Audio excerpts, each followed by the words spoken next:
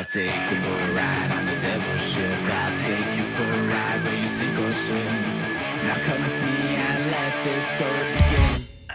Justyn Vynn, welcome back to the dark side. Oh man, this is the dark side. This is the dark side. It's so light in here, but I love it. Nice short curly hair. Thank you, man. It's my natural hair. So you went from rock star to pop star. What's going on? Oh boy, what happened? So I've always had curly hair. This is my natural hair, and I've always straightened it out because when I was in high school, the emo phase was, not my emo phase. I never had one, but emos were like, Alex had an emo phase. Did he tell you about that?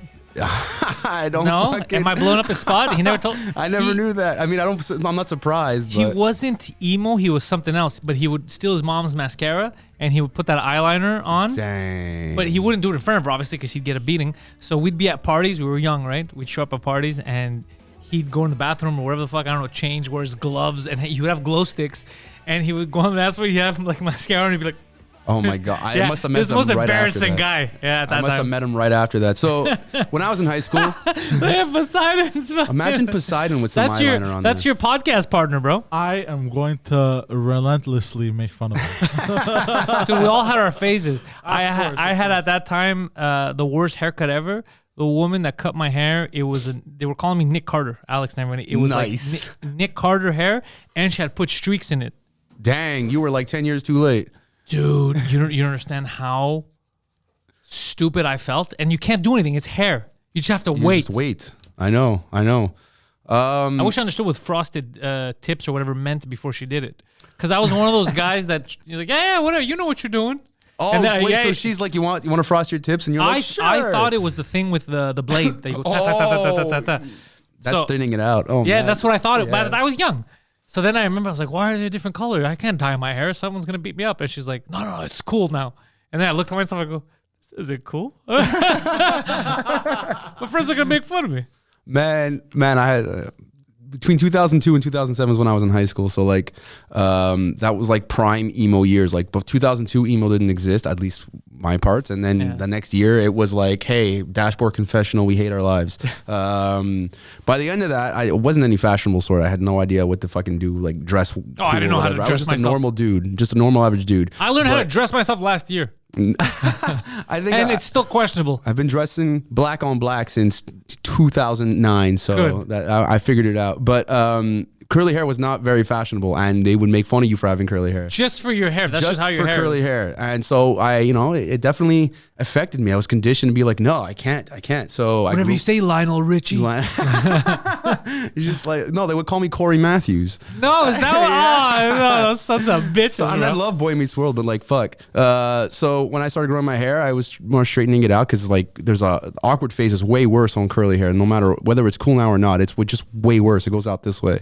People don't talk about the awkward phase of hair, like even long hair. Yeah. When you're growing it out, there's that point of almost no return where you're like, you have to survive a couple of months of you looking this. There's nothing you could do to fix your hair. There's nothing. But it'll get better if you let it grow out, or you give up and you cut it. You just got to be unfuckable for a while, There's that. I hate that phase, bro. I know. Because you try. You're like, don't worry. This time I know what I'm doing.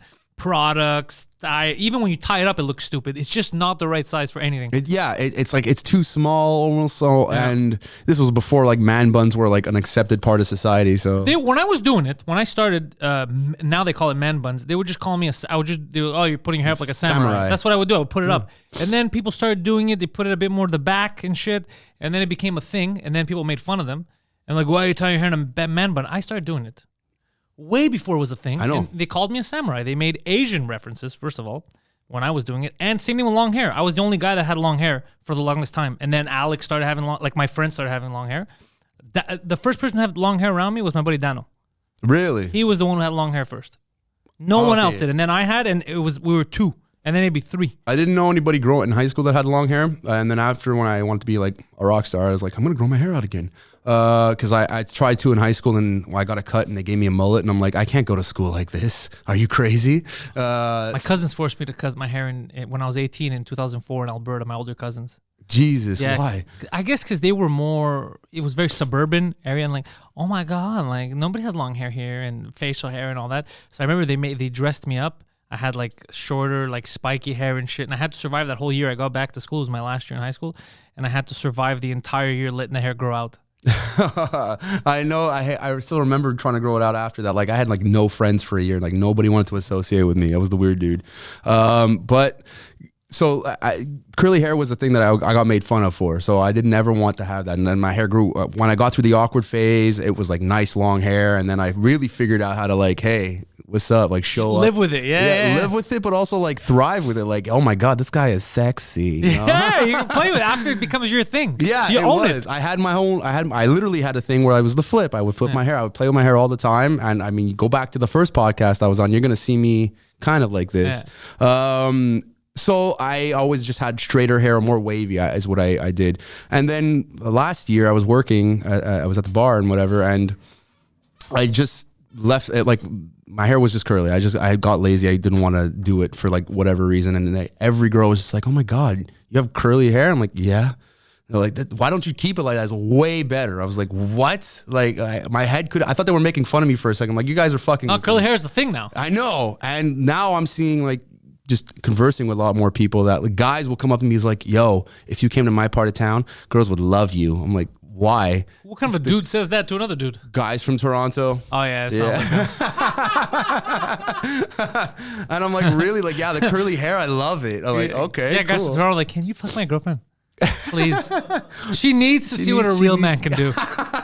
She's been complaining. And actually, everyone assumes, even people who don't know me, that it's a perm. Like, no, this is... That's what he said when you walk in the studio. Yeah, besides like, is that a perm, bro? Yeah, I thought you were rocking the perms, bruh. No. Even I saw some family yesterday for the first time in a little while, and they haven't seen my hair curly in a long time. My younger cousins were like, "Hey, you got a perm? I wanted to get one too." I'm like, "Nope, this is real, and you don't understand what it was like growing up with it. So don't fucking go ahead and start doing that shit." People don't know. Women understand it more than most dudes, but like. Life with hair, like different hair, how fucking weird, like long hair, the ugly face, curly hair, the maintenance. There's a lot that goes into this. Oh my God. And some people can't handle it properly. Like our buddy Alex, he refuses to wash his hair. What was his what did he tell you? How long has it been since he took a shower? I think took a shower. Now it's no, he washes his hair but without shampoo.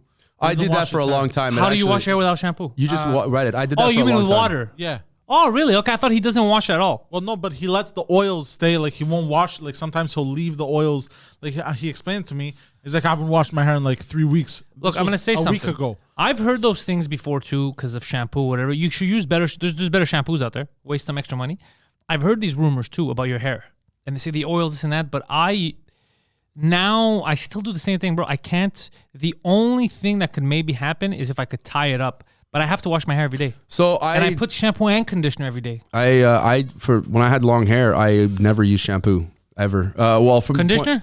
I would sometimes use conditioner towards the end. I started using less and less. The reason why was when I was on tour, I couldn't shower often. Like once maybe once a week.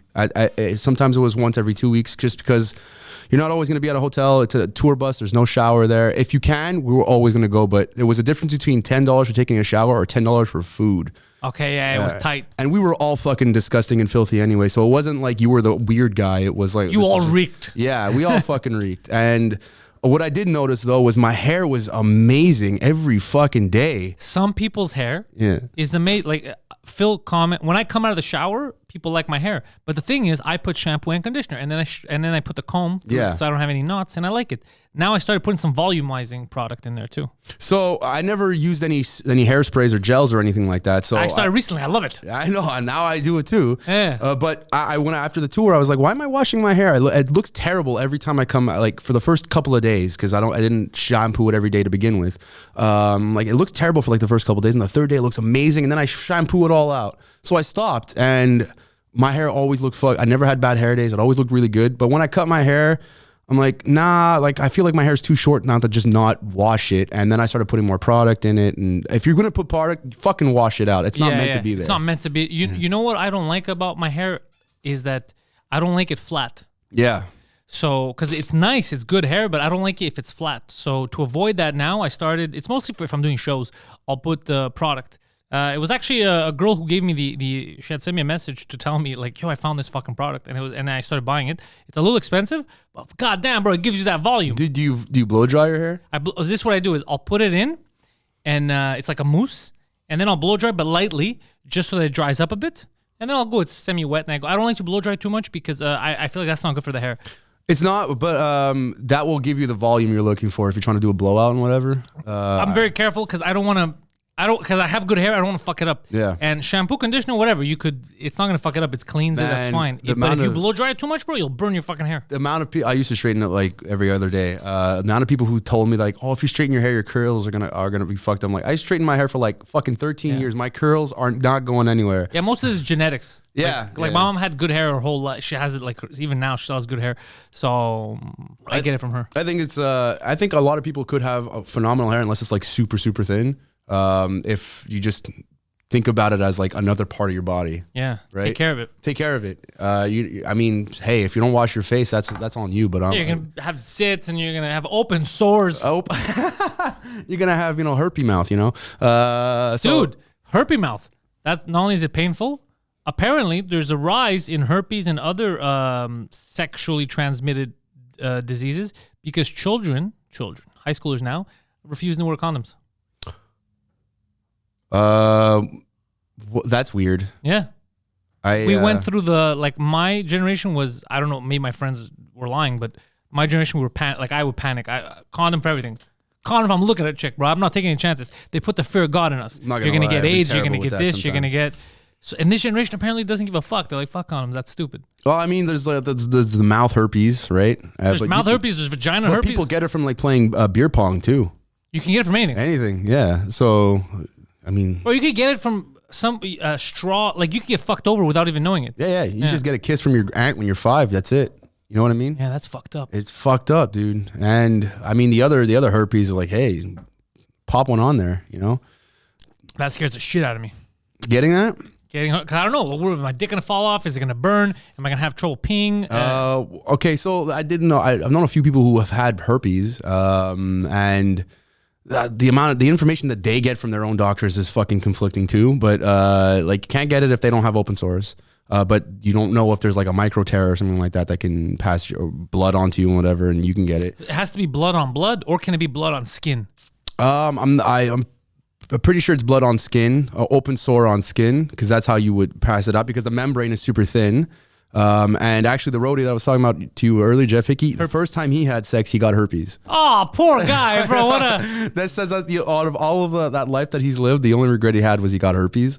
And he's the one who told me a lot, like everything that I learned about. So what does herpes, that do? That just comes back and you can't get rid of it? You can't get rid of it. You never can. And actually, for anyone listening, they don't, even if you go get your STD test, they won't test you for herpes unless you specifically ask for it, because there's no cure. I didn't know that. Yeah, I didn't know that either. But won't you know if you have herpes? So if you present symptoms, yeah. If you don't, you can still have it. Oh, you can have herpes and just nothing ever happens to you? Yeah, you can be a carrier and not present That's anything. awesome, bro. That's why whenever I did blood tests and urine tests, I asked for all the fucking tests. And they're like, sir, you have everything. But it's like a weird cocktail. None of it is manifesting because they're all fighting each other. They're all fighting each other, yeah. And he's like, it sounds like me. COVID never stood a chance against society. It got in there. It's like, AIDS, what the fuck's going on? But for real, I even had an argument with, not an argument, like a discussion with a CLSC nurse. And I'm like, I want to be tested for it. She's like, well, why? Did you not use a condom? I was like, listen, there's sometimes I do, sometimes I don't. Am I the best at this? Am I a terrible person? Yes, I am. So just fucking test me for it. It's like, well, the reason we don't test you for it is because there's nothing you could do. I was like, how come there's nothing we could do? Is that not suspicious? We're sending monkeys to the moon. There's antiviral medications that suppress it from presenting symptoms, which will, like, for the most part, 99% of the time, you won't transfer it to somebody if you don't have symptoms. I've learned all of this from this is one interesting. guy. I love this science shit. I love this stuff. Yeah. This is the kind of shit I like to learn. I had an ex-girlfriend that had she was born with it, though. So, did she have maybe she was, but maybe it was Maybelline. Simplex 1 or 2, the mouth or the mouth. Okay, so yeah, that is super common. There's more people that you know with it than you actually realize. By the way, super common. And I know a girl in high school who I remember. It's funny because you realize later you're like, oh fuck, that was like a herpes thing, whatever. And we would share bottles, straws, whatever. Bro, I got lucky, dude.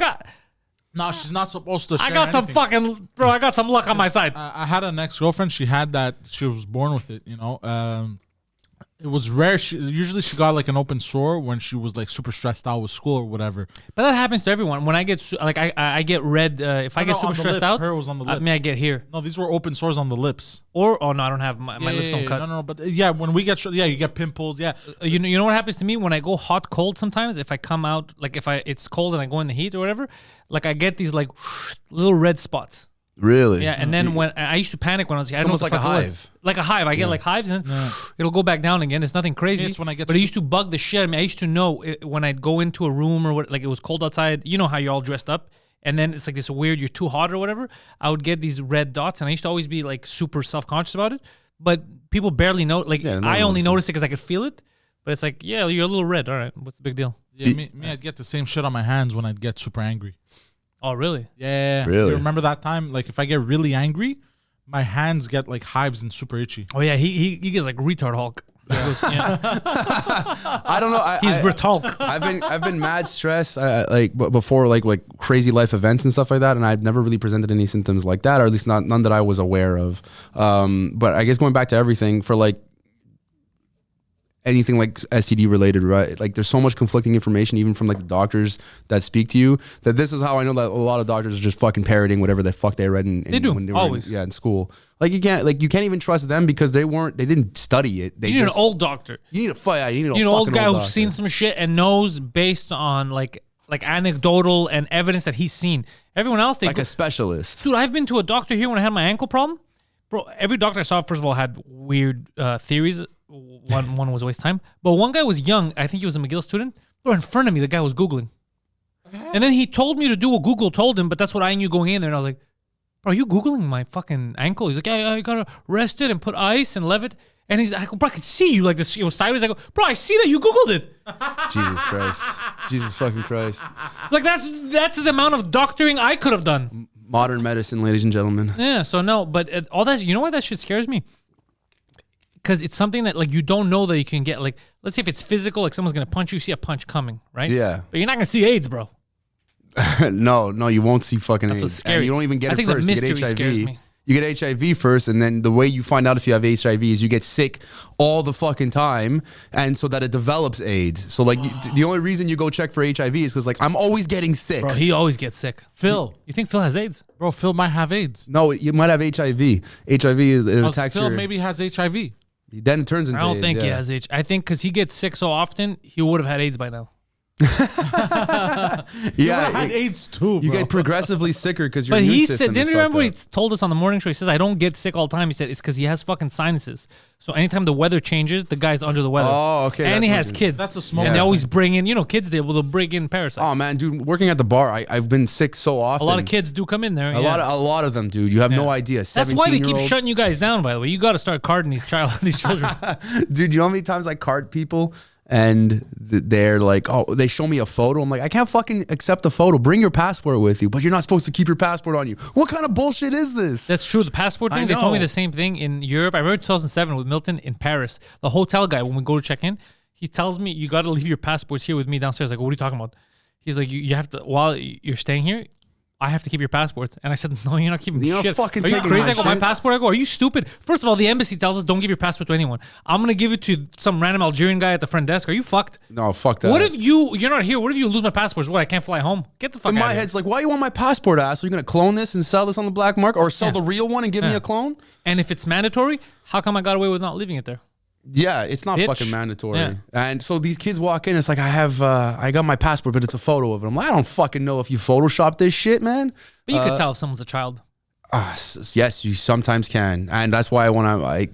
There's guys that will actually you can even tell by behavior. When I ask to see cards, and everyone there's the guys who will back up, and then so you the can see guys who are over 18 will like, oh yeah, here's my card. I'm like, I need to see his too. Yeah. Hands it to me. I'm like, dude, why did you hand me this? You know you're not fucking 18. Bartholomew, this is a black man. You're clearly not a black man. Clearly isn't you. I fuck. And I had something to tell you now about the IDs. God damn it, I forgot. And it was a good one. It was a good joke. IDs. What are you gonna do, bro? I know, man. What about these bars? I had something to say about carding. Poseidon, what was I thinking? Yo, that'd be amazing. If Let's see if he's a good enough producer. Talk about carding, Yeah. Keep it. Something's coming. go karting.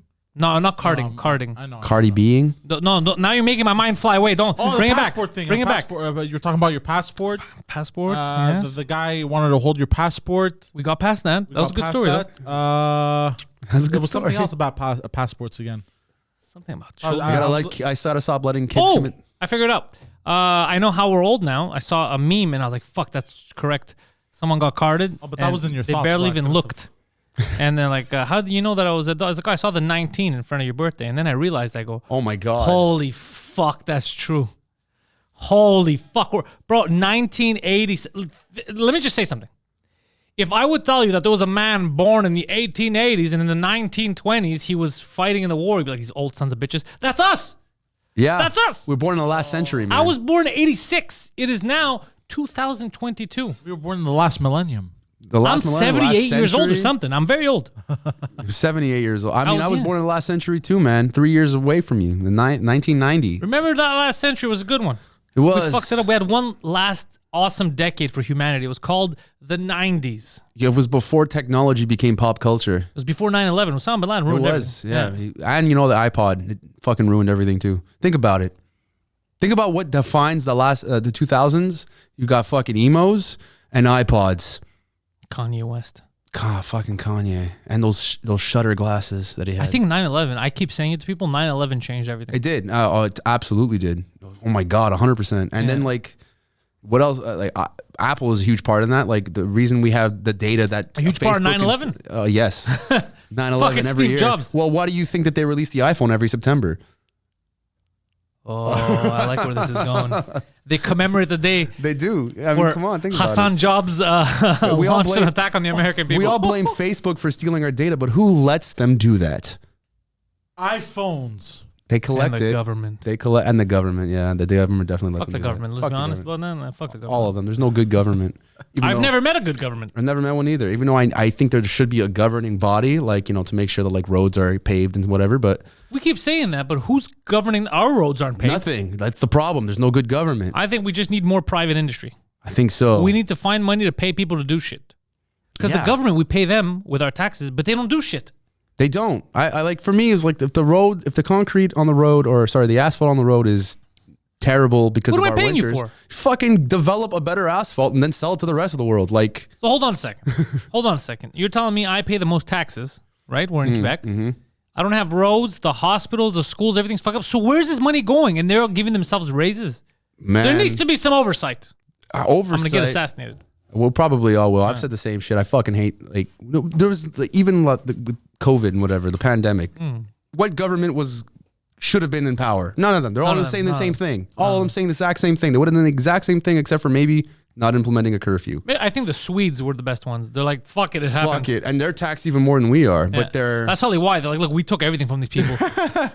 Because I toured with them and I was complaining like, Quebec, we get taxed so much. And they're like, yes, you get taxed a lot, huh? And then I asked them like nonchalantly, what do you guys get taxed? They're like 54%. I'm like, whoa. Imagine you get taxed 54% and at the end of the day, you still have to live in Sweden. But they're also, dude, they protect each other. That's why so many of the best content creators are from Sweden. Like music, PewDiePie, PewDiePie, Zlatan Ibrahimovic. Max Martin, who writes basically every good song you've ever heard. Max Martin has actually, let's talk about that. You're a music guy. This is good that you bring it up. It's something I've forgotten about. Max Martin, which is probably a fake stage name, has written probably every banger for the last fucking, 20 years for everyone. 30 years, yes. What the fuck? Explain this. I wish I could, but I'm a big fan of Max Martin. Nice. He was actually... I don't even know what he looks like. I do. He kind of looks like you, but blonde. Oh, all right. Yeah, a little bit of a shorter beard, but like Swedish you. And he keeps Swedish P. Let's see this guy. Boom. Hey, he looks like a mix. You see that? You see that one with the? I feel like I'm more handsome. He looks disheveled. He looks like a mix. I feel like I have more life. It looks like a mix between you and what was the psychologist's name we had on the French guy? Guillaume Dulude. Yeah. Yeah, that's Guillaume Dulude. He's remember that guy. Pantelis Dulude. What a name! Yeah. What a name! Yeah, bro, look at that. So Max Martin started off in the '80s like hair metal bands, and then I don't know the transition, what happened there, but he started writing. Get him on the podcast. I'd love to, I'd but love to interview him. he's such a private guy. That's why he's very much like you, very private. He started out with Ace of Base, and he made them blow up. writing at he writes the music for them. And then what really made his name after that was the Backstreet Boys. He wrote the Backstreet Boys' first album. That's why that was exactly how he explained to them how he wanted their sound to be was. And then they did it. They did it. And if you listen to the first Backstreet Boys album, the one that was actually released, the red cover, that was what was that? What was the first Backstreet Boys song where they were like, "Come on now, everybody." The one with all the glass around. Going on for years. Yeah, I'm trying to remember some of the lyrics, bro. Like just get down and move it. All that one. Yeah. Oh my God, it was this son of a bitch. That son of a bitch. And then he did Britney Spears. He did NSYNC. He did all of them. And basically wrote every pop hit in the late '90s. Then the 2000s came, and he moved away from the boy bands and started working with like Katy Perry. And he's had enough of the boys. And what really, when you start really seeing his power, was Taylor Swift dropped her first album. Everyone loved, oh my gosh, she wrote it herself, but it wasn't a number one. She didn't have a number one hit. So she went to Max Martin, and that's how she started getting the number one hits. Now everyone goes to him. The Weeknd, every major artist that you've ever heard of in the last 15 years has gone to him for their number one hits. What's your theory? Do you think he may be a witch? No. Yes. No. I mean, battling in my head. I don't know. He says that he starts off writing a song with the melody first. So he says like, if you're going to write a great song, you need to have a phenomenal melody. And then he'll try to find words that fit that melody. Yeah. He also says there's words that matter there, that in the sense of the flow of the song. He also has like, it's like a song factory. He works with a couple of people, and they'll work out songs and better melodies and better lyrics that just keep reiterating. And he knows, I want to meet this wizard. He knows how to develop an earworm that lasts not just for those 3.5 minutes. Yeah, for a lifetime. Like we all remember the Backstreet Boys songs. Yeah. You know, I want to forget the Backstreet Boys, but I want to remember their songs. I love them. I love everything they've ever done. I had friends that I played hockey with that still, I guess, to this day, were obsessed with the Backstreet Boys. And I was like, bro, you're a dude banging chicks. We didn't listen to the Backstreet Boys, but they loved them. They loved boy bands. I love music. I like melodies, but I miss that. I don't like I don't hate, but I don't care about boy bands. I never got into boy bands. They just bug me. So like I think the whole. I'm a dude who bangs chicks, and I fucking love the Backstreet Boys. I never said it was gay. I'm not saying they sing about women. Your friends were like they're dudes who bang chicks. Yeah, I'm a dude who bangs chicks. Yeah, but that's what I'm saying. It just did it. Oh, yeah, I get why it sounds like that. Yeah, I just mean like because you're banging chicks, you'd think you would have more of like a hardcore, like maybe you'd like more rap or more rock and roll because you're doing that kind of stuff. Them, it feels like they're children. They're like, can you read my letter? That's what I meant. Not that you don't like women. I meant like it's like you're pre-bang. I thought once you start banging women, you gotta start listening to adult music. I think when I was 16, I was definitely like I didn't let people know that I really enjoyed that. But like as a musician who just loves music regardless of genre and who doesn't really, I know why there's labels for them, but regardless of the lyrical content, the music and the melodies are phenomenal. Like you can't have a career as a songwriter who has more number one hits than any. Than the Beatles and any great artist that you can ever think of. He has more number ones than him. Ariana Grande, huh? Yeah, he writes for everybody. Yo, Ariana Grande, let's be honest, top notch, bro. She is top notch. Top notch. She's a good singer. And he's gotten better at writing songs that are more that stand the test of time, I believe. If you never heard Ariana Grande's voice and you just see her, you would think that they're lying, that it's not the same person. It's just like shit. They squeezed her all the way up. I don't understand how that's fucking possible. Like I said, they squeeze her all the way up. She does it without the auto-tune shit. She just has like a fucked up, crazy good voice. She does. Yeah. You develop it over years. It's a lot of practice. They are all auto-tuned, but it doesn't mean that when you take it away that it's all auto-tuned. I've seen her sing in front of me. She's good. Fucking good. Yeah. They're all great. And that's the other secret sauce. She has a nice mom, by the way. What do you mean? Her mom's like a fucking cool person. Oh, you met her? Yeah. Nice. Yeah, her mom's really nice to me. Yeah. Her mom's The other secret part of the sauce is you need great artists as well to kind of help push these songs. You can't just be like a nobody and have a Max Martin song and then suddenly you're somebody. Like you need to be the other Joan Grande, huh? That's her. She looks like a nice woman. Yeah. She looks like she'd invite you over for food. Super nice lady. Yeah, she was Where did you meet her? When I was at the American Music Awards in 2014, she was like the only person backstage that wasn't like one of these stars or whatever, and she was fucking super nice. We just had a conversation. I didn't know who she was, and she was just telling me like, "Oh, we should soak it in." You know, it was like a cool moment and shit. And I was like, "Yeah, it's fucking fun." And we were talking about stuff, and then I realized after who it was. Dang. That it was her mom. Yeah. Yo, she kind of looks like Edna Mode from The Incredibles. From The Incredibles, yeah. Nice, super nice lady. I'm telling you, her mom was like a cool ass lady. Yeah. It reminds me of a story when I met Skrillex's brother. Nice dude. Nice, really nice dude. Small guy. Looks very much like him, but like a compressed, like a pop vinyl of him.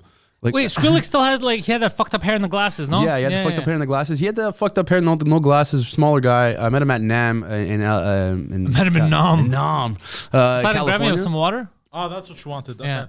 Yeah, I met him there, and I was talking to him for a while, and then someone's like, "Yeah, that's Skrillex's brother." I'm like, "That's his brother?" You're like, thinking about it, I guess that makes sense. He's Skrillex. Skrillex. He also does music too, but like, I'm good, thank you, man.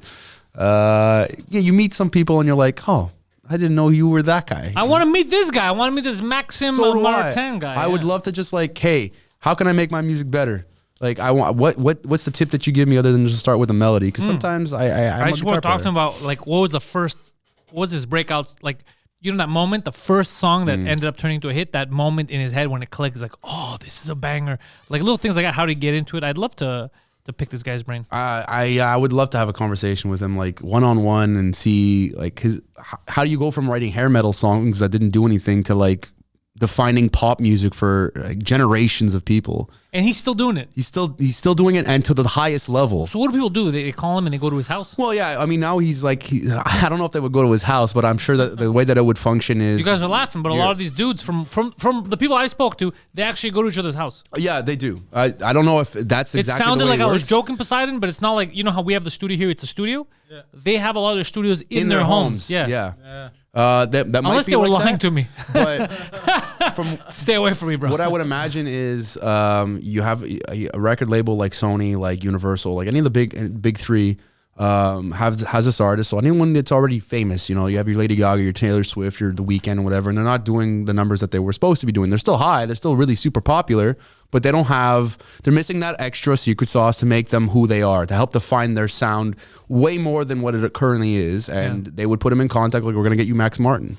And how much does he cost? Like $1 million a song? I'm sure it's a percentage of like he would take all the songwriting credit that he absolutely does, and that's crazy. They would money probably already. pay him. Yeah, well, absolutely. His net worth is $260 million. You know what? I'm so proud of him. Me too. He hasn't robbed anyone. He made all that money by creating shit. Good for him. He should be worth more. I think I think he should be worth more. I think he should have a lot more.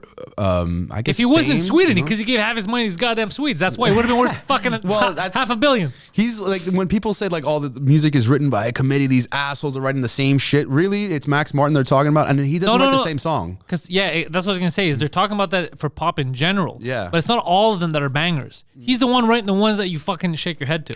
Absolutely. Well, even then, anyone who doesn't like pop music is gonna be talking about the stuff that is bangers. They're gonna be talking about, like, they always bring up the Britney Spears and the fucking. Are we gonna lie? Britney Spears doesn't have bangers. She had so many. She had so many bangers, and there's still bangers today. Toxic is still a song. I'm people in think love about it. with the criminal. I've always said they should have done that with the Eminem Criminal song. Someone needs to make a remix. I'm sure there's someone who does it on TikTok for sure. Let's do that shit. It's gonna be gangster. You know, like, actually, like, Max Martin feel me? is. I'm the Max Martin of this podcast right now. You absolutely are. I told you. You look like him, man. You just like you're the Canadian Greek version of him. Oh, but that would be a cool. Yeah, but she has so many bangers. Toxic is still a sick song. Her first one there that went crazy. Hit Me Baby One More Time. Yeah, that's still a fucking. If you hear it, it's stuck in your head all day. I think it was him that wrote it.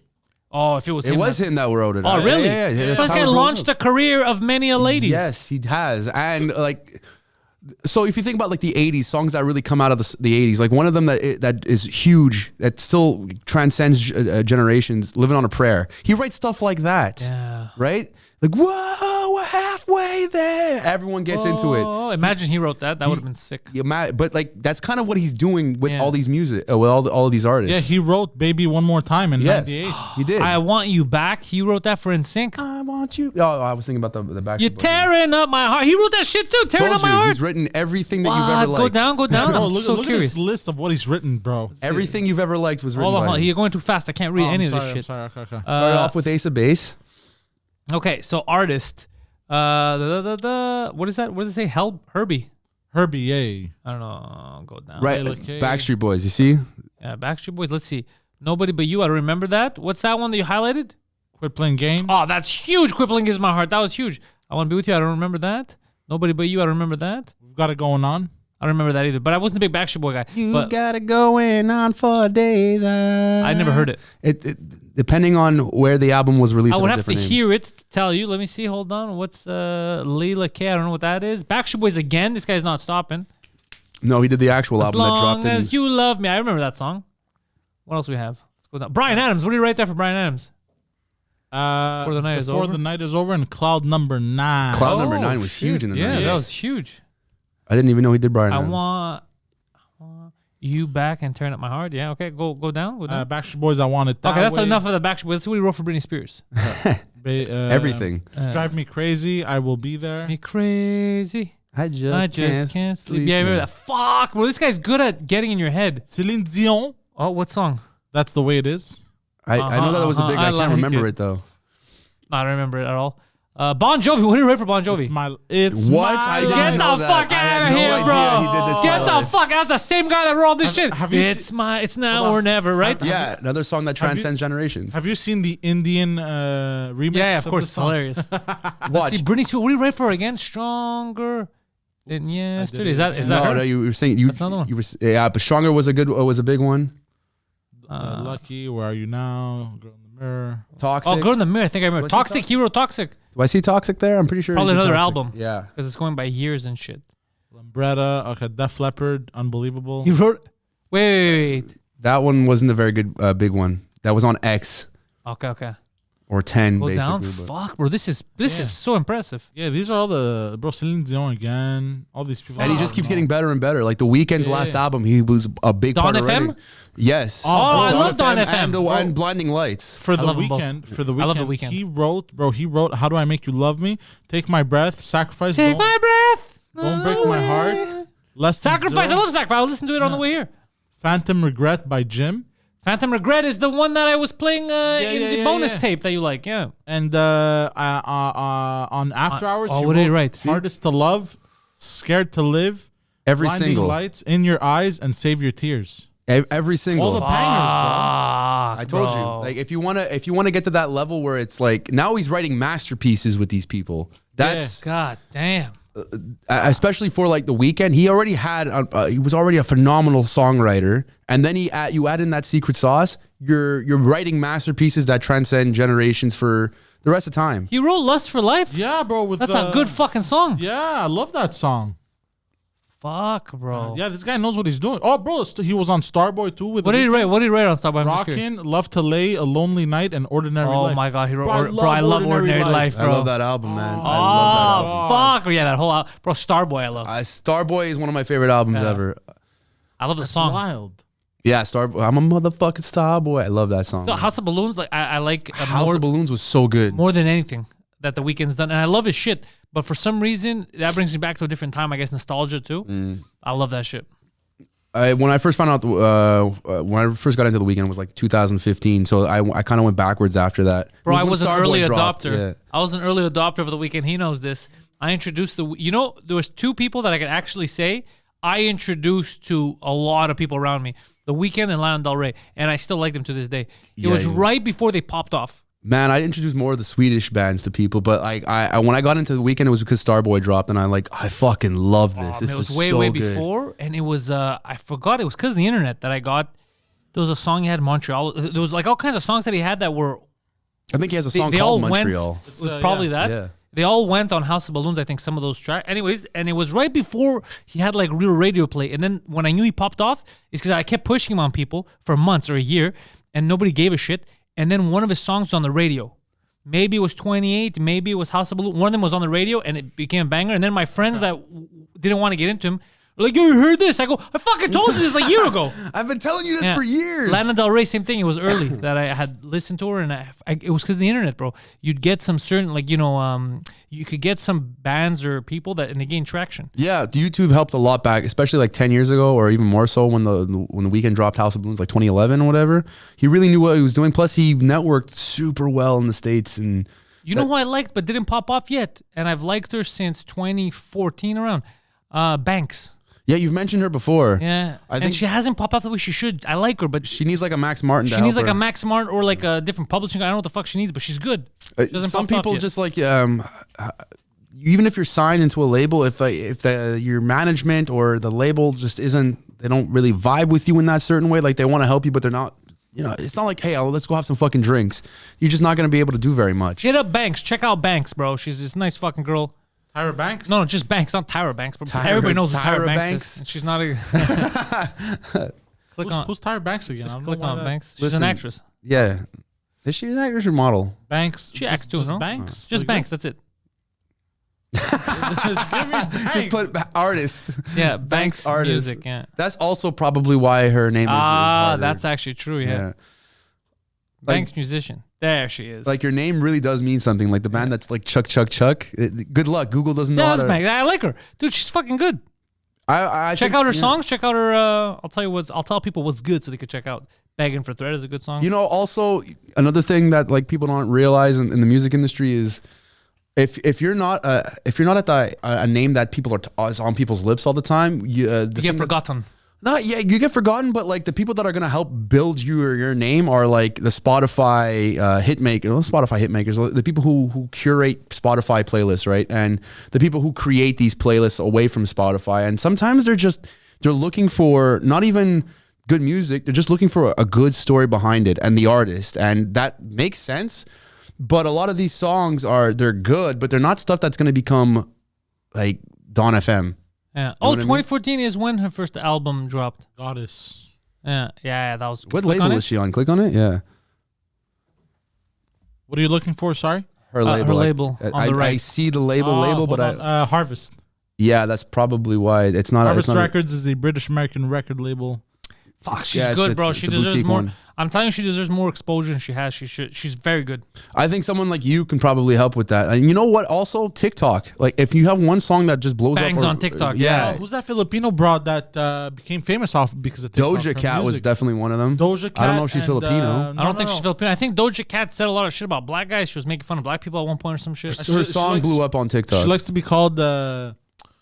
She said at some point, I don't know if she was joking, but I think she said she liked being called the N-word while getting fucked. Oh, that's her thing. That's none of my business. Shit.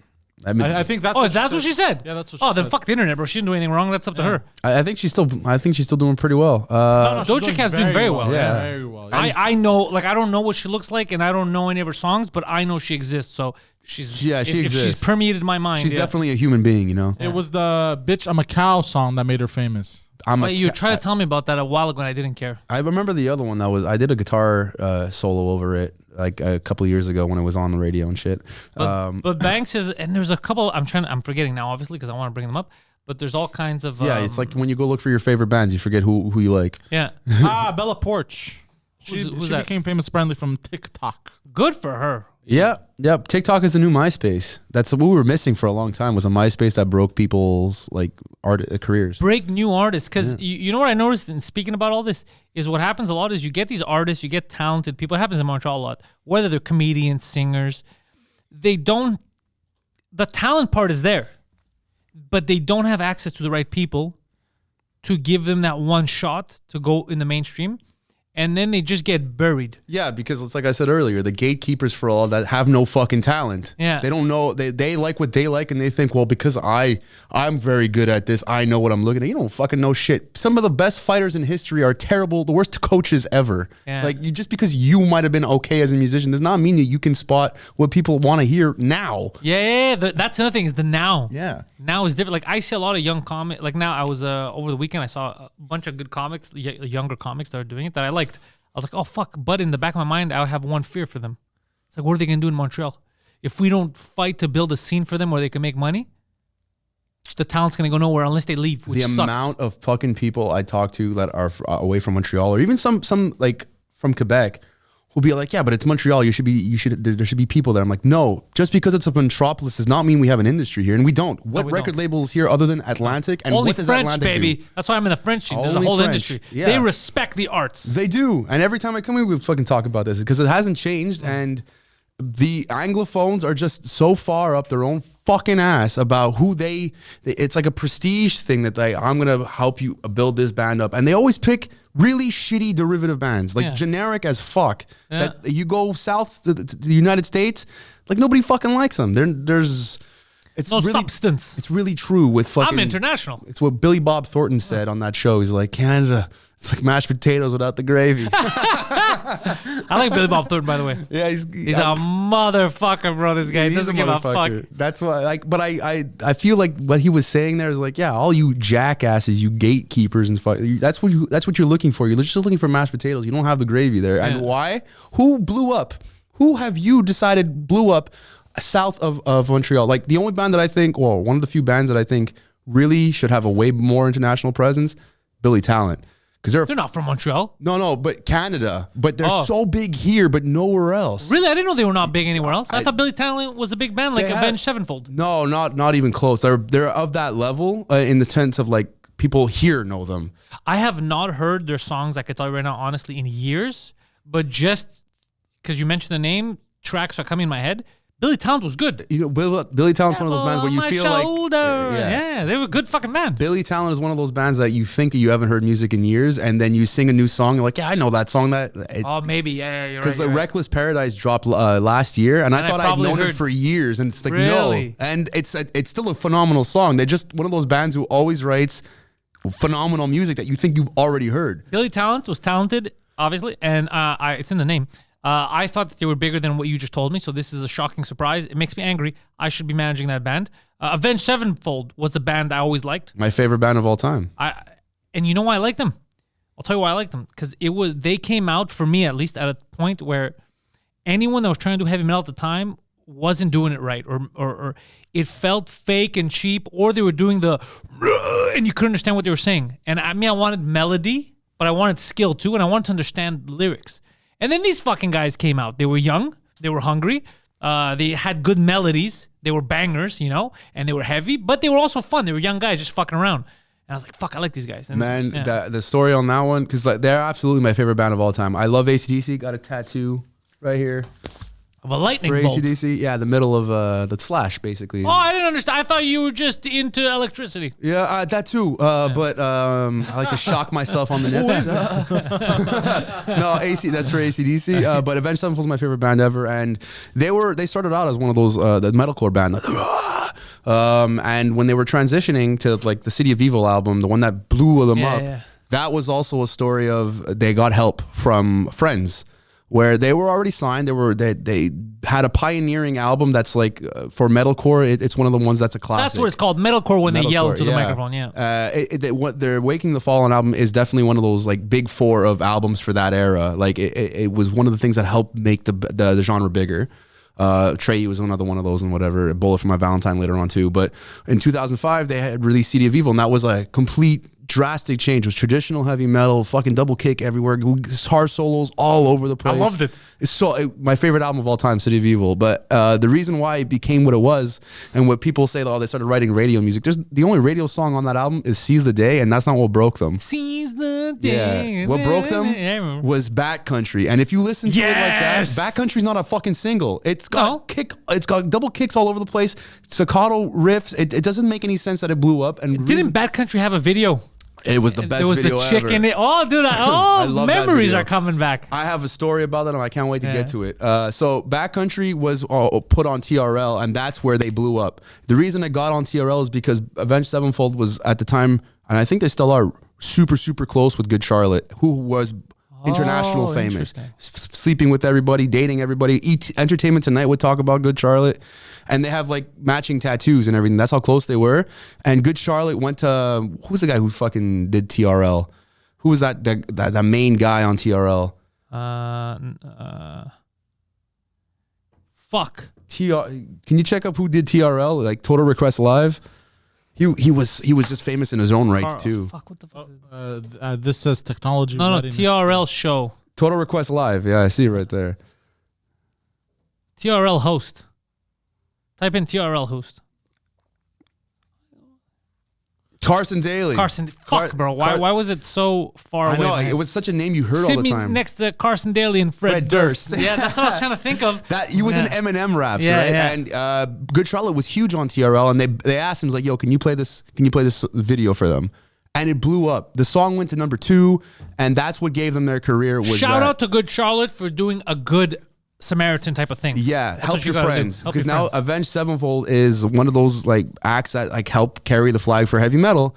And after that, they had their career and they were able to branch off, and everyone followed them after. The bands that were metalcore most like stopped. They got songs in Madden, I remember, after they made dude, some bank, They baby. were Need for Speed. And so here's the story I want to tell you. I fucking hated Avenged Sevenfold. Hated them when I was in high school because I Because they associated were out them. of the closet? Is this a homophobia type of story? Absolutely. I don't like your attitude, sir. Well, listen, you're gonna have to deal with it. You leave- invited me here. you leave that homophobia at the door when you invited come me in here. Well, what are you talking? Poseidon, look at him.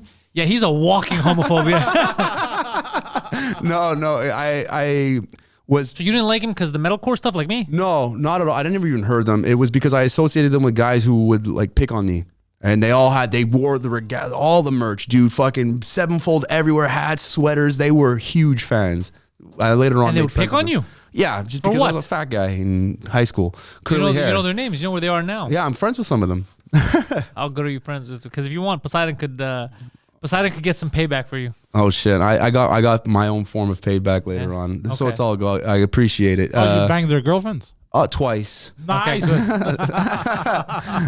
No, I became just a better person than they were in life. Because Poseidon will have them needing to make their apartments wheelchair accessible, if you know what I'm saying. Oh shit! Well then, I got some people. I got some names, man. I got some bullies I never got to. So no, I just like I succeeded in life is basically how I got in. Success is the best form of revenge. best. That's Yeah, what I the say. best. True. So I hated them, and then I remember I was coming home from work. One of my first jobs at Scores.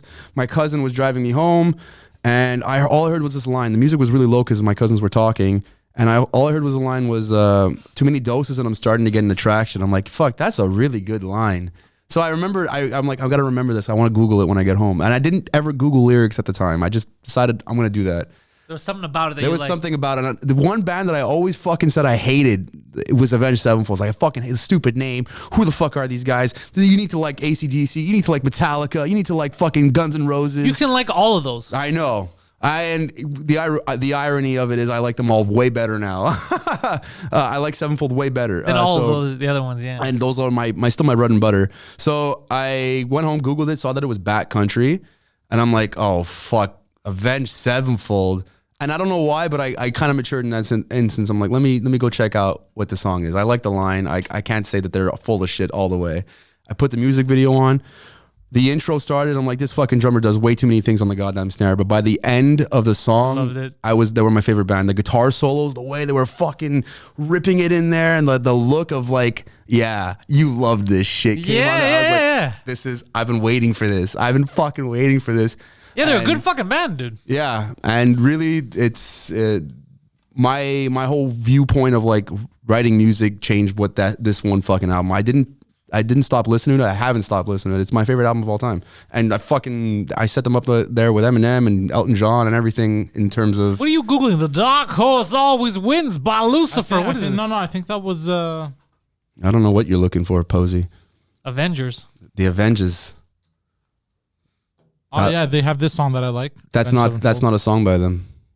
Are you sure? Absolutely. I was about to say, bro, maybe it's new shit. I never heard. I have Or, their they B-sides. I have everything. Hail to the King. I like. Hail to the King. Yeah. Hail to the King. Are you Maybe I'm confusing bands or something. I'm trying to think of what song. Oh, you're confused, all right. Yeah, what Crimson? No, it's not Crimson Day. You wouldn't know Crimson Day. The other It's single Blue on there. Saracano. I don't know.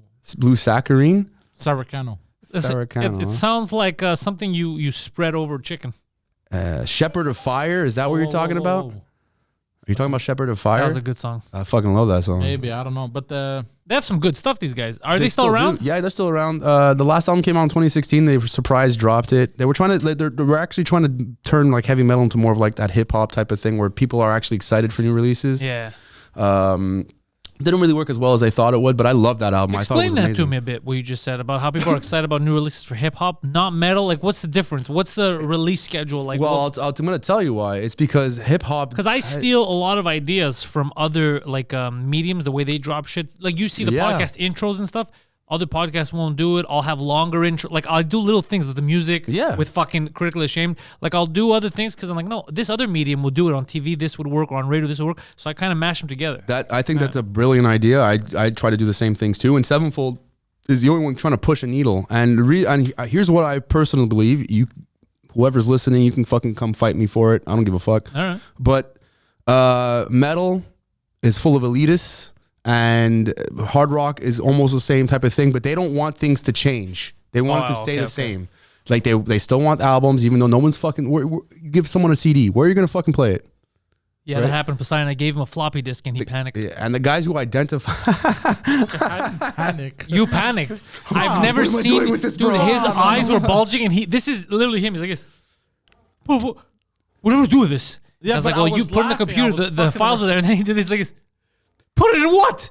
Put it in what? What is this? just one eye pops. Just I was like, it's a floppy disk, bro. Just pop it into your fucking computer. He's like, what? I don't have a drive for this. He's freaking. I was like, what is this? breaks down, cries. So they don't want things to change. And the guys who are very vocal about being metalheads are the worst fucking offenders. This is why I don't, as a guy who really enjoys heavy metal and who's a part of that music scene and still has friends with them, most of my friends don't think the same way, but they don't like things to change. The heavy metal has a definition and that's the way it is. But what do you mean about the albums though? So people are still pushing physical albums. They want you to do the same fucking release cycles. The fact that you're gonna tell people months in advance that the music's coming out, like, and here's a single and here's a music video for it, and you go, we're gonna be in your town on this fucking date. And they didn't do that. They did like a Kanye West type of Kendrick Lamar. They just dropped the album, and then they booked a tour. But like metal fans aren't used to that, and a lot of them, like me, thought it was brilliant, but they were taken aback by it.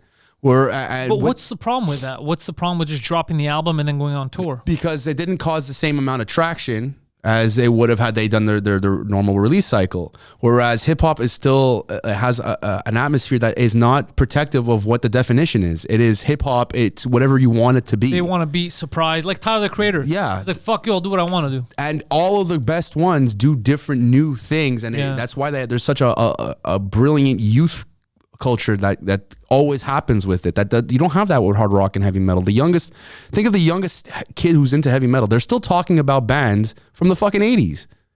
You're not wrong. I cannot dispute you on this. And it's not because those were the best bands ever. I love those bands, but there's like bands that came out in 2000s that like, have you gotten into these guys yet? I've never even heard of them. Pantera is a band from the 90s.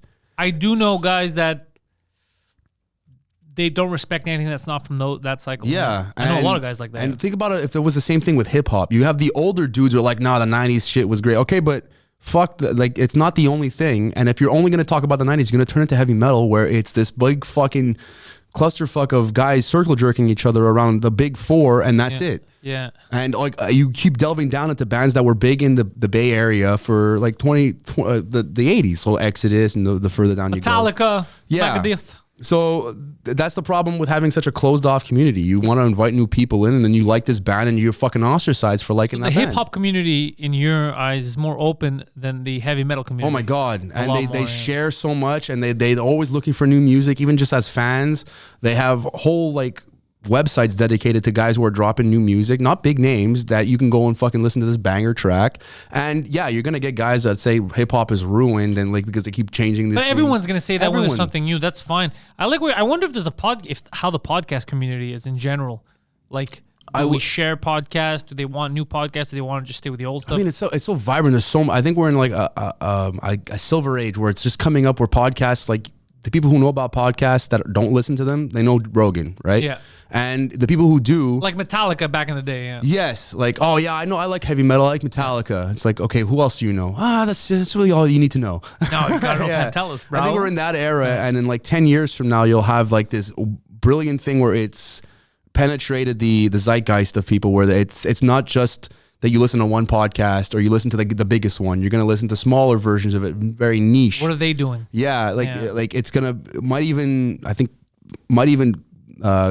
compete against just music listening. I think it is now. Now it is, but it hasn't. I don't think it's reached that point where it's not in the mainstream yet. Yeah, it's right at the edge where you have like a middle class of podcasters that can, even if they get like 10,000 or 20,000 listens, like they're thriving, right? Yeah, you want to you want to make like 100,000. I think is like the threshold for like, I have a really big following now, and I can go do these things. And a lot of it is on YouTube as well, right? So I think when it transitions to the point where you're just listening to podcasts on like a Spotify, you don't actually sit in front like with a YouTube thing, that it would be phenomenal. And this is like the point where you guys, I think podcasters are figuring out what will define the next 50 years of it. I think that's where what's going on right now. But I'm not a podcaster. We're all just testing, trying different things, investing. There's a lot of investment to technologies, and that's like my favorite fucking thing is figuring out new things. Like what could work with music. Well, you saw quite a bit of evolution from when podcasts started in 2010, because I had you on the 4-H podcast. Yeah, I used mean, to come in a basement with a Logitech microphone. I feel like I'm a part of almost history with that. I'm not gonna lie, because you had the podcast so early on. I found out about podcasts because of you. Plug life, bro. Fucking plug life. And you had me on, and I knew what it was. It was sitting around in a room, and every time I would tell people, like, yeah, I did this interview. Yeah, they have you can't explain no it. idea, You can't explain what it is, yeah. And like to be here years and years later, and you have all of this, and now people understand what a podcast is, and I say your name and they know it, and like that's weird. You were on there. I'm like, I've been on there since before. Since before he was a name. Yeah. Dude, people didn't understand what podcast was. They thought I was making something up. Right. What I remember when you said like, or when Alex invited me, you want to go on a podcast? I was thinking like, podcast, the iTunes thing. I thought it was just iTunes. I'm like, sure, yeah, I'll go there. He's like, what do you guys do? Do you have a topic? No, we just talk. Cool. I like to talk. I'm down. I think because I knew about it before, and I see a transition, and I had a podcast of my own that was just too much. I think the fact that like we were all musicians, and some of them, the people that I was with, had families and stuff, that it was too much to carry on the way that we were trying to do it. We also didn't know what we were trying to do. It's fucking, when there's too many people, the schedules, I learned this with Alex and the rest of the crew, it's impossible to maintain it. Because everyone has their own life, especially before it makes any money or anything. You can't get people to commit to a schedule, and then it just like kind of fizzles out. Yeah.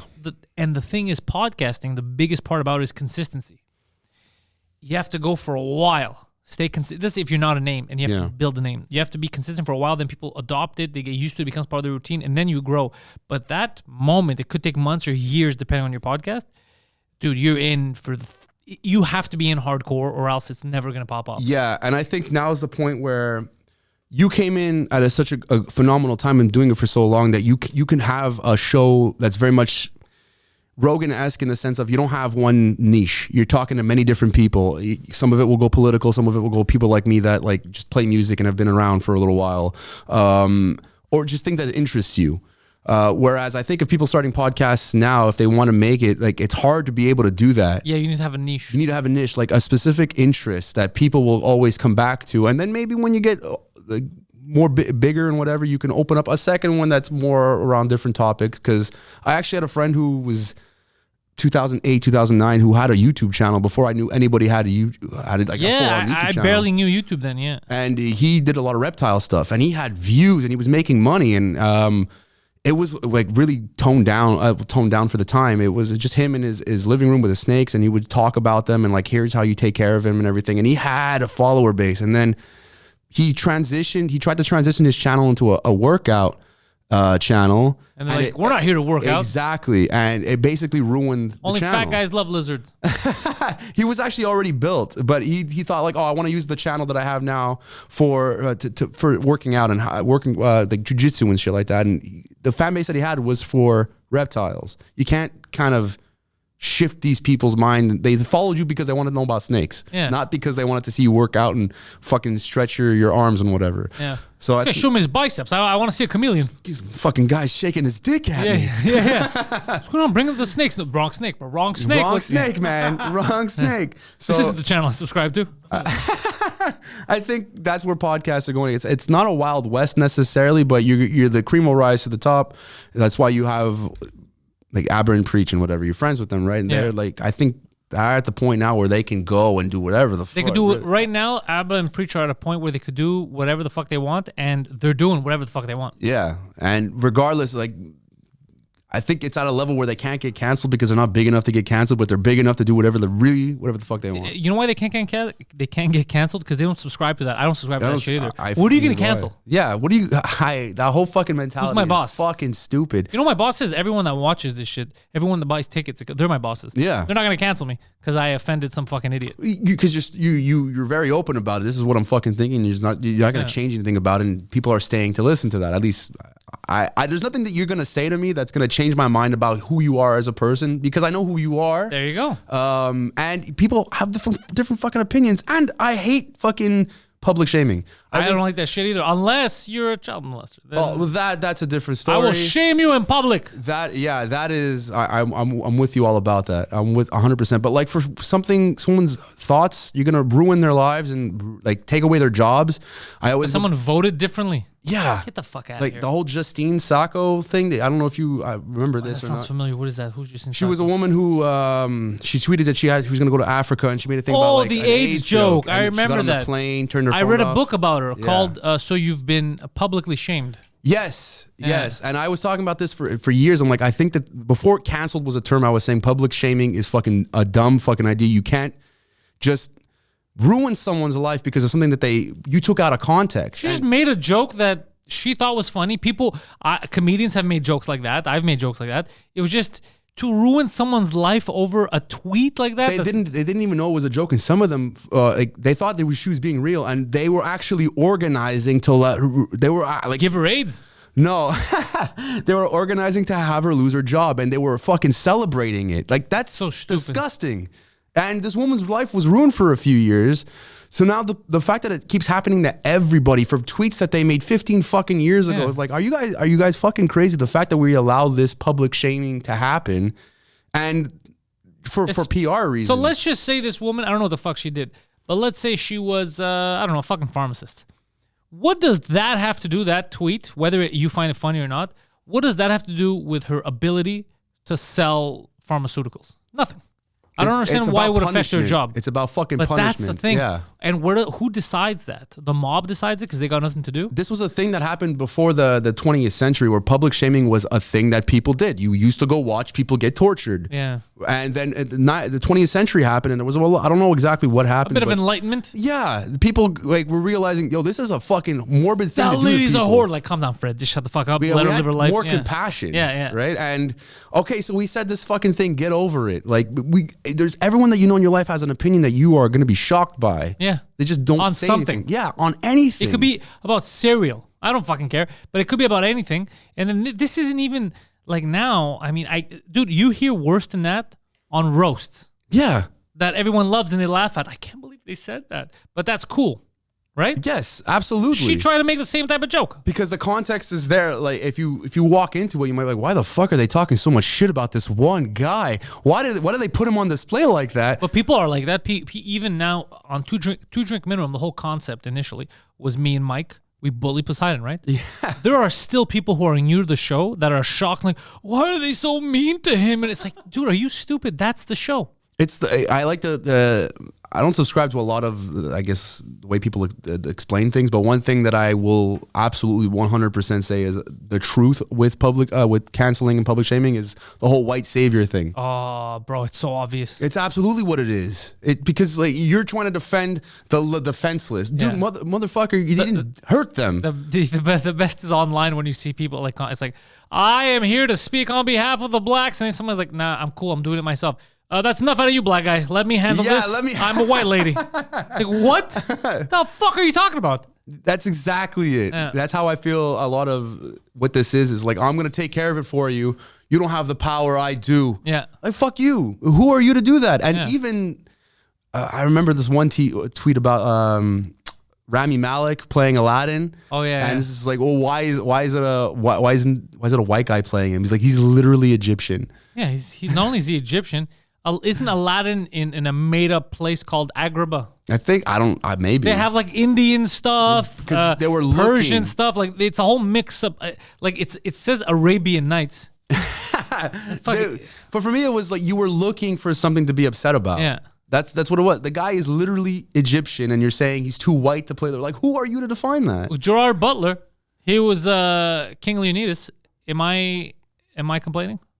Am I like, yo, for let's a get a second, Greek I guy? was like, or why? whatever, well, fucking, what is he, Australian, British, whatever the fuck he is. In my head, I Just was like, fucking why are Greek. you talking about the single from My Chemical Romance? I'm like, no, Gerard Butler, not Gerard Way. Yeah, no, but like, what the fuck, dude? Yeah. Right? I don't care. Nobody gives a shit. Some people do. But at the same time, like...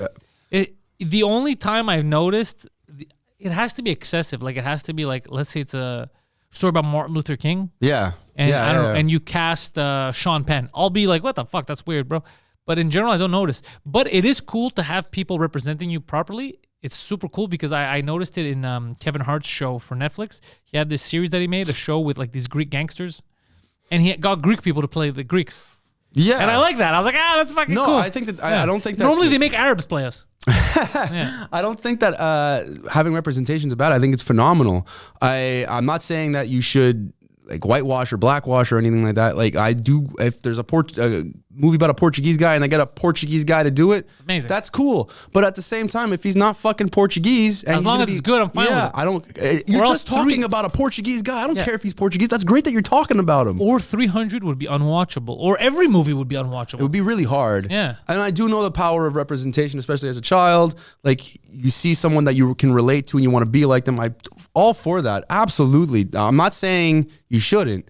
I just think for the most part, somebody does it well and it's good. The fact that Rami Malek could have played Aladdin, you were looking for like, well, why is a white guy playing him? Like, his name is Rami Malek. But also, if like an actor transforms into a certain nationality, it's respectable too. It's very respectable at the same time. It's very respectable. Best example of that was Tropic Thunder. Our buddy Robert Downey Jr. Fucking love Robert Downey Jr. I didn't know it was Robert Downey Jr. For the longest time.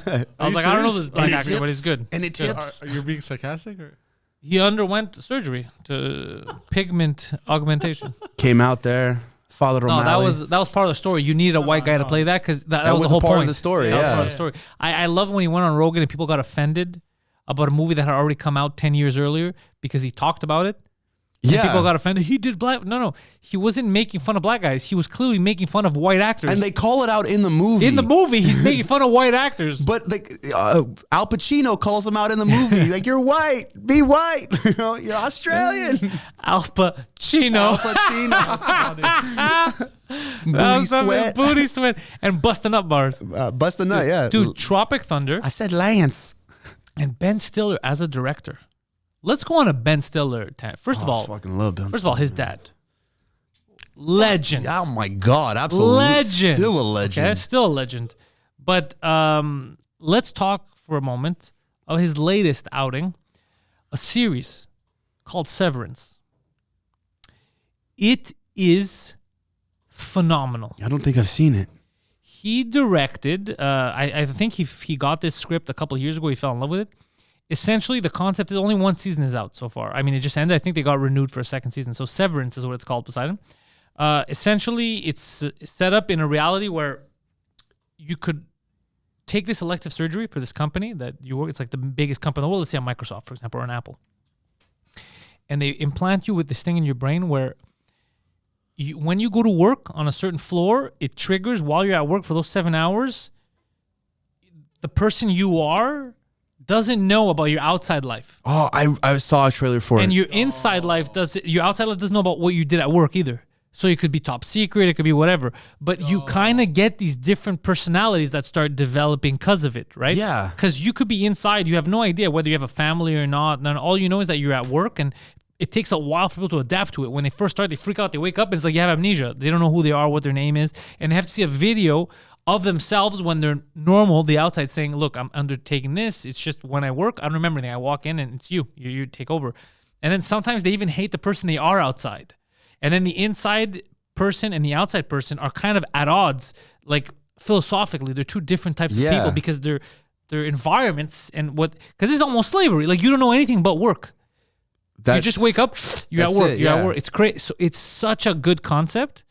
Severance is called, and he directs it. Just that is a brilliant social commentary on what brilliant, so brilliant, good. Like I want to watch this. The fact that like having a persona is exactly that. You have one guy, the outer person that people know you as you are, and then there's like the guy behind the scenes. And they have these like Like, you know, like, I wonder what my Audi, they call it. Like, I wonder what he's like. Like, I wonder, like, let's say you did this. Audi. You'd be like, I wonder what Justyn is like out there. Like, I wonder what kind of person he is. Yeah. And then sometimes they find, like, the more you know, you're like, oh, I can't believe that's me. That's the real me. I hate that guy. Like, that's a different person.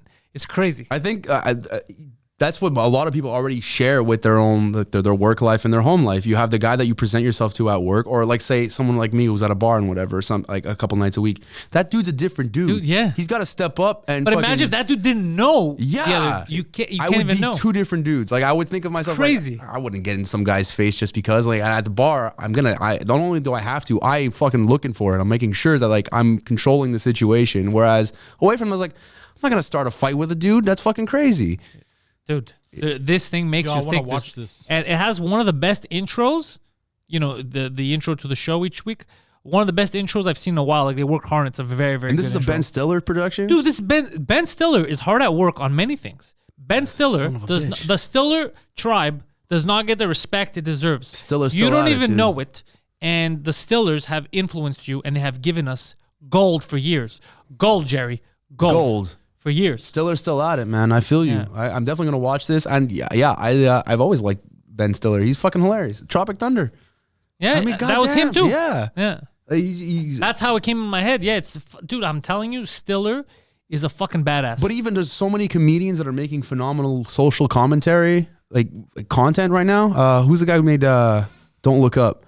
He did all. I didn't watch it. Is it any good? I liked it. Okay. I like the fact that there's a social commentary about people ignoring climate change and whatever, and a lot of people didn't like it. And as a movie, it's not the best, but I think the reason why it wasn't the best was because he was so focused on showing everybody who they are. Like, don't look up, right? Yeah. Correct. Like, it doesn't always hit what its mark, and sometimes misses the point of what they're trying to say. But I like the fact that they were basically pointing the finger at everybody, like, hey, this is probably you.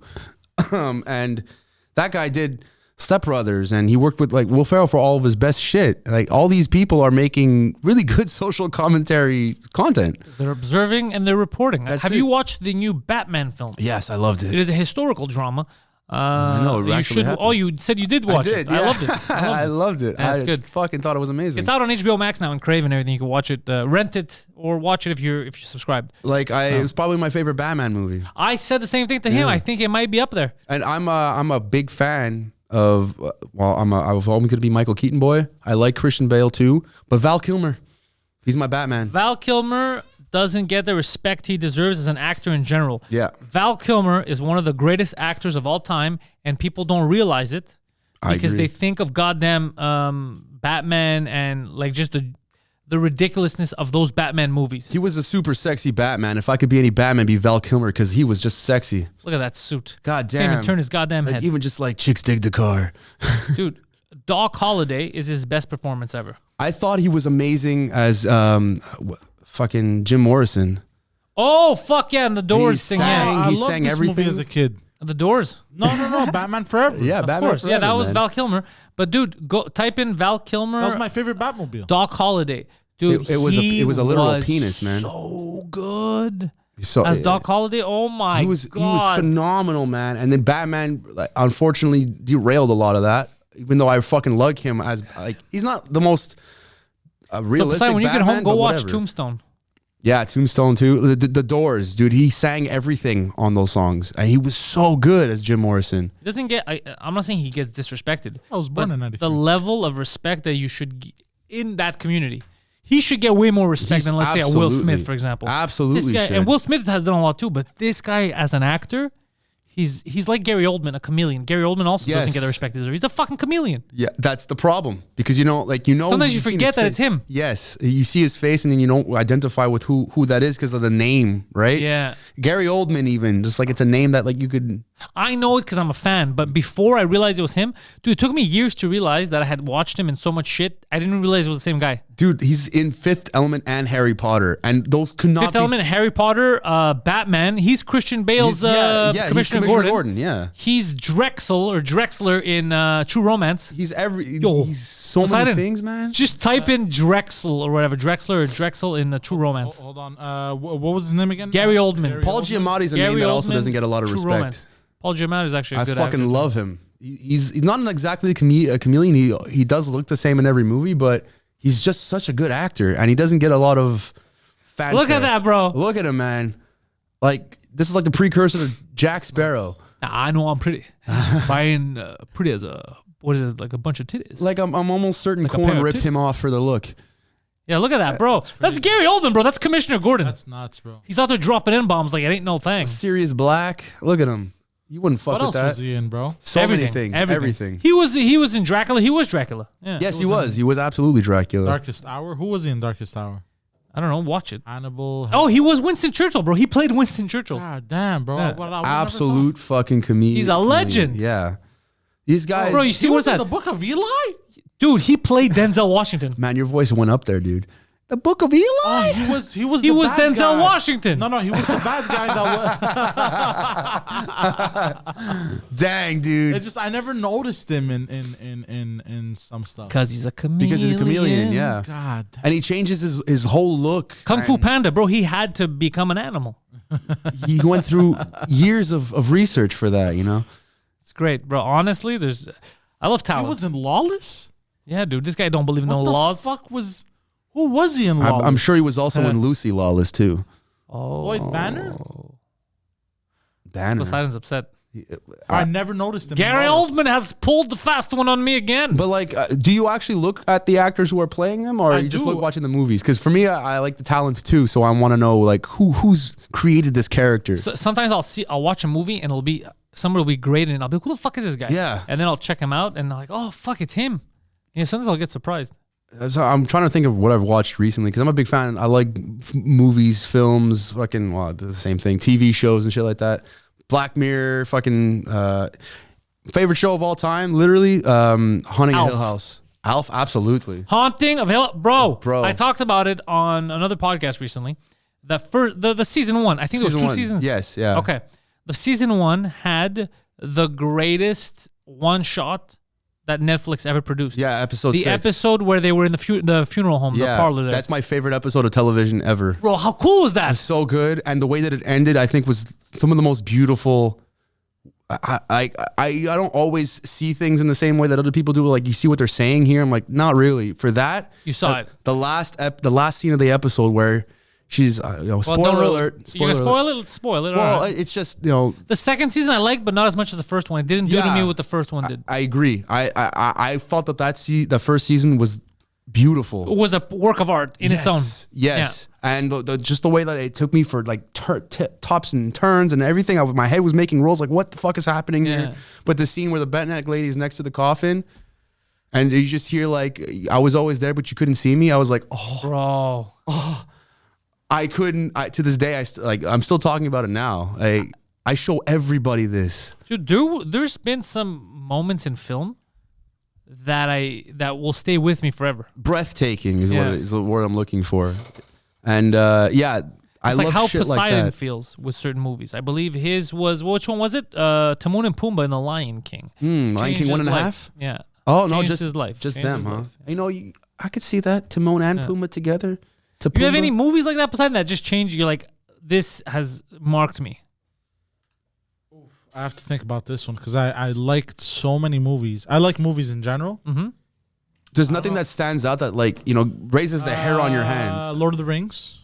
Okay. In general, it's Lord of the Rings that does it for you, or it's those adventure middle-aged movies. Like if you could write something, what would you have wanted to write? I think something like Lord of the Rings. Okay. Pulp Fiction changed me in that sense. Pulp Fiction got me to write more, and so this is what did it for me. Pulp Fiction gave me kind of the confidence to think about how you can do anything differently, because the way it was structured, it was something when I saw it, I was like, wow, movies are allowed to be like this, like out of order. So that opened my eyes to that. And then what made me think I can actually do it and actually write stuff and do that was Clerks. Oh yeah. Kevin Clerks, Smith, and dude. it was by accident. I think I watched Jay and Silent Bob Strike Back first. That's how I got introduced to that world. Me too. I went to the video store. There's a guy that worked there, and he was like, "Oh, you looking for movies?" I go, "Yeah, I just saw something like this." Like, "Oh, really? Have you seen their other ones?" I go, "What other ones?"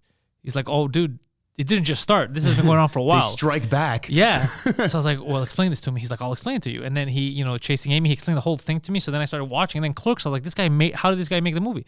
And then he explained to me how, well, he maxed out his credit cards. He put everything on the line to make this. And that's what it was. And he did it with his friends and all that. And I was like, holy fucking shit. And then the Weinsteins got involved. And since he wasn't sexy, no one got molested. They just got the rights to it. So he explained to me the whole, Cannes Film Festival, and I was like, "Holy fuck, this is insane!" So then that gave me the anyone could create something. Yeah. I think that was when I started believing I could create stuff. I feel you on that. I feel you on that, but in a different way. I love Pulp Fiction, but when I saw it, I never thought that movies had to go in order because I think I'd seen Memento beforehand. I think I had seen Memento, but it didn't have the impact on me. You know why? Same way, yeah. You know why they both had impact on me? The Kevin Smith movies and Quentin Tarantino. I like to talk. Yes. The banter and the discussions that they were having in there was mwah. That's why they appealed to me, because I was like, hold on a second. So you're telling me we can kind of control the narrative of film with 90% dialogue and even less than 10% action? The dialogue can move the story forward this much? That's what I do. I just talk, and I make podcasting. This whole thing all we're going to do is talk. Yeah. Stand up. So I love the power of speech. So I think that's what attracted me to them. And I was like, oh, fuck, anything's possible. What I liked about Pulp Fiction and Quentin Tarantino the most is when I found out why the movie was out of order. It was not a decision he made creatively. Yeah. He had to do it because of constraints. And for years and years and years, I've been telling people, especially people who say I have no talent for creativity, I don't know how to create. I'm like, literally, yeah, you could limitation breeds creativity. 110%. And I fucking hate people who will go and say, oh, I need the freedom to do it. I need freedom to be able to do it. Like, I just can't. Like, no, you don't. Just do it. Fucking set a limitation on yourself and then fucking do it. So this is coming from the guy who clearly can't get anything out musically in a little while. No, but just do it is my thing. To do it and then grow from there. Kind of like I had limitations. I had to switch some shit around. Yeah, you figure out a way to do it that you can do it in there, and it doesn't need to sound like it doesn't need the best. Like musically, you don't need the best production. You don't need this. You don't need that. And people will still gravitate towards it's got to be like the top quality for people to want it. No. So the top quality is how much effort you put. A Portuguese man gave me the best advice ever once. He told me, "Perfect is the enemy of good." Yes. And it's I always keep that in mind when I'm working on something. Because you always try to make something perfect. You try so much that you just break it. You try so much. But perfect is also a bit abstract most of the times. So you could destroy something. It's like giving too much water to a plant. Yeah. There's such thing as giving it too much water. You get it? Yeah. So you're trying to get perfect. So it's the enemy of getting something that's good.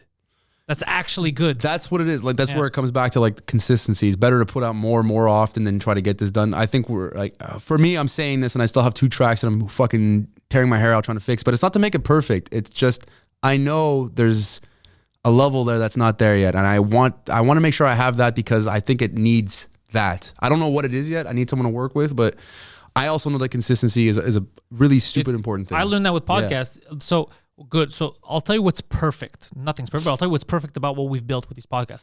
What's perfect is that you're going to have options every week.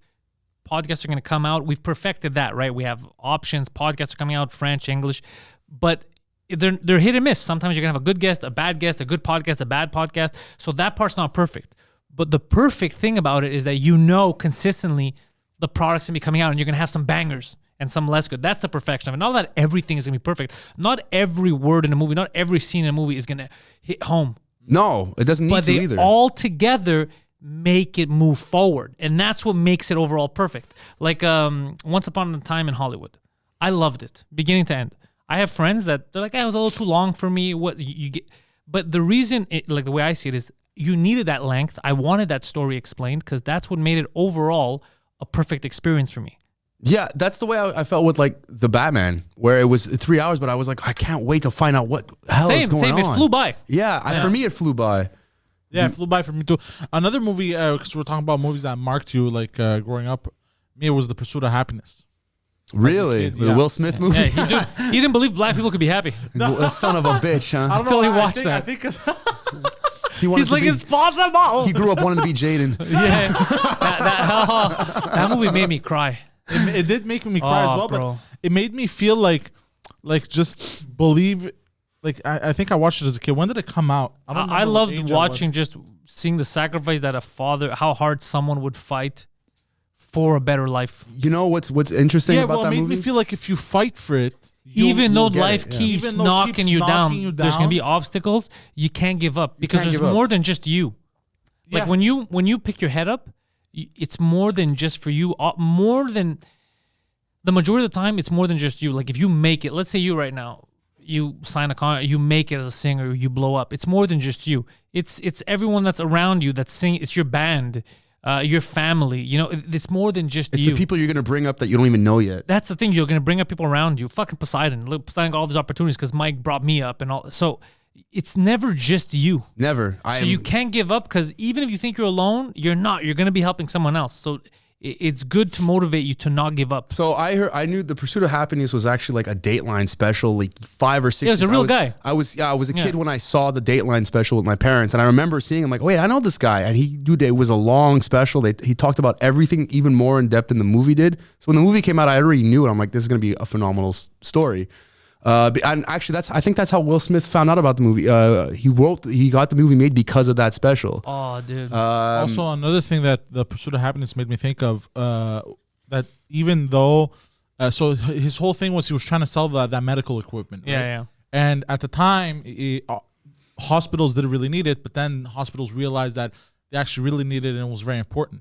So he stayed, even when they didn't want it, exactly. He stayed true to himself. He stayed true, and then it paid off. So it also made me realize, like, you might have the right thing or the right thought, might not be the right time. idea, but it might not be the right time. It's one of those stories that, like, I think it's both a cautionary tale and a motivational because if you're a parent and you're living on the fucking street with your kid, still trying to like make it. You're gonna have to deal with not only having to take care of your child and that emotional stress of like, am I gonna be able to do that, but what people are gonna say about you. And that's the same thing with anybody in any industry when they're still trying to come up. Like, why are you still trying to do this? You have to deal with not just the voice in your head, you got to deal with the assholes around you who are stable and like just do what I did. That whole fucking if you just do this, you're gonna be fine. That's fucking stupid. No, because it's not. There's no one size fits all. There's no one size fits all. And the greatest things in history, you know, the stuff that we all talk about now never started out as like, it was a clear path. You knew exactly what you're going to do, or else everyone Hitler was homeless for years. For years, and now look at him. What I heard. Went down. Now look at him. He went down in history. You know? Jesus. I mean, clearly, going down in history isn't always a good thing. But the point is, anyone could make it. That's what I'm trying to say. What happened to him? Poseidon, what happened to him? I don't know. He was like super charismatic or something. He was apparently very charismatic. He was? But here's the thing. He was? I think it's because I don't speak German. But you know when they go, he had such charisma. He moved people. Whenever I look at the videos, I'm like, who the fuck is... He's drooling and people are like, yo, that guy knows what he's talking about. In German, that's super charismatic, bro. Already it's an angry language. Could you imagine if there's a new politician and you go see one of his rallies and the whole time he's like, "Fuck Jews," and you're like, yeah, that makes total sense. Well, you can't do it like he did. Bro? If you do it like he did, you're just an imitator. That's why like Trump came out of nowhere. It's like, what the fuck is this guy saying? But Trump didn't say the shit that he said. No, he didn't say the shit that he said. But he was entertaining. Yes, he did it in a way that people were like, they tuned in because they wanted to see what he said. Trump was amazing. Also, sometimes, bro, the man made sense, bro. He was Hitler or Trump? No, Trump. Sorry. Hey, listen. Hold on. Have you ever You gotta clarify. No. He's They're read not Mein Kampf? interchangeable. Have you read Mein Kampf? No, I have not. But you may agree with it. I don't know. I'm fucking. No, it's, it doesn't seem like something you'd want to read. Yeah, I don't think so. Because he's basically making himself the victim. Yes. Yeah, because it's called My Struggle. He's like, I'm that's the what it's victim. called? Yeah, it's not my camp. What about dude. the people that you're killing? I'm the victim. Wasn't he also super wealthy? No, I don't know. Maybe later because he stole owned everything. gold. Yeah. Yeah, they all stole gold. That's after. Of course, he was But you know what? I feel like, bro, if you give me $100 million, bro, I feel like my struggle kind of disappears. It didn't bro. know you have it No, backwards. yeah, I think he wrote the struggle thing before, bro. You have it backwards. That was He like made his money manifesto, later, Like you get angry like that because you don't have money. Yeah, he got angry. He blamed the Jews. And then after, when it was too late, he's like, fuck, it wasn't too Like fault. if you're angry and you have money, you're probably a rapist. Yeah. Yeah. Yeah, it's true. What are you angry for? Yeah. Yeah, Why are that's you angry? I never understood people with a ton of money and being upset. I Think never of understood think that of those rich frat boys. Who are they? Most of them are fucking rapists. Yo. It's pronounced rapiste. Oh shit! All Now right. you tell me. Look, it's late. But before we bounce, where do you want people to follow you? Oh man, at Pop Clutches Instagram. Check out my band Orchid or Orchad for Orchid. You know them because they do the theme for this podcast. They do the new _ lobby theme for the intellectuals and In Bed with Poseidon. That's these guys. I play guitar. Critically I play Ashamed guitar.